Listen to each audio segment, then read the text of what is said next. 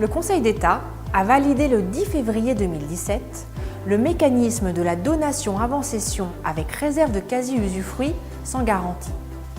Voici donc une excellente nouvelle pour les chefs d'entreprise, désireux à l'occasion de la cession de leur entreprise de transmettre à leurs enfants des titres, sans toutefois se démunir totalement, et de bénéficier également d'une purge partielle de la plus-value latente. Le montage, validé pour la première fois par le Conseil d'État, consiste pour un chef d'entreprise cédant à donner à ses enfants la nue propriété de titres et de se réserver un quasi-usufruit sur le prix de cession. La donation purge la plus-value sur la nue propriété si les titres sont cédés peu ou prou pour la même valeur.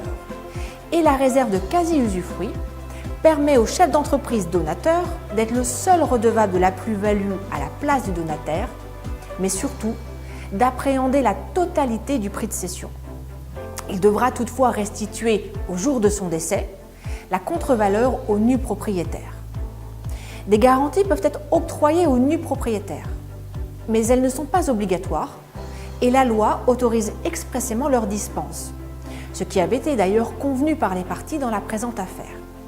Et c'est là que le bât blesse.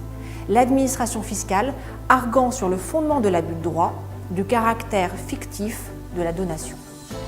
Elle reprochait en effet au donateur de s'être réapproprié le prix de cession, confortant son argumentation par l'absence de garantie apportée par l'usufruitier au nu propriétaire pour assurer le remboursement de leurs créances de restitution. Le Conseil d'État écarte les prétentions du fisc et retient, sur le fondement de l'article 601 du Code civil, qu'un acte de donation-partage peut valablement contenir une clause de quasi-usufruit non assortie d'une caution.